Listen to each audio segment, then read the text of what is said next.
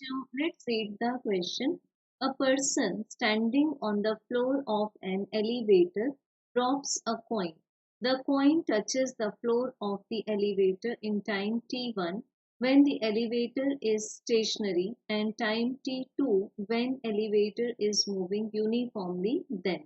So बच्चों given है हमें कि एक पर्सन सबसे पहली कंडीशन में जिसको कि हम बोल सकते हैं केस नंबर 1।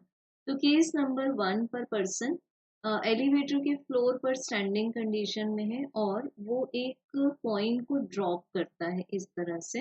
एंड बच्चों केस 2 में अगर हम बात करें तो एलिवेटर यूनिफॉर्म स्पीड से मूव कर रहा है तो स्पीड को मान सकते हैं हम v। और फर्स्ट केस में एलिवेटर स्टेशनरी कंडीशन में it means u is equal to 0। अब केस नंबर 1 में जब ये कॉइन फ्लोर को टच करता है तो ये टाइम लेता है t1। एंड केस नंबर 2 में जबकि एलिवेटर एक कांस्टेंट स्पीड से मूव कर रहा है तो ये कॉइन फ्लोर तक आने में टाइम कंज्यूम करता है t2।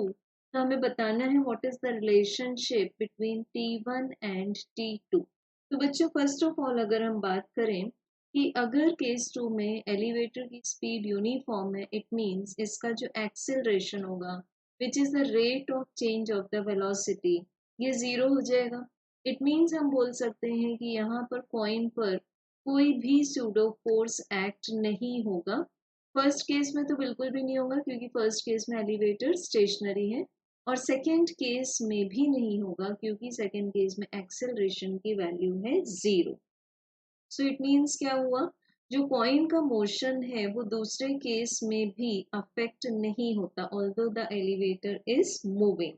सो बोल सकते हैं हम कि दोनों केसेस में जो टाइम कॉइन फ्लोर तक आने के लिए लेगा वो सेम होगा। So correct answer will be option A.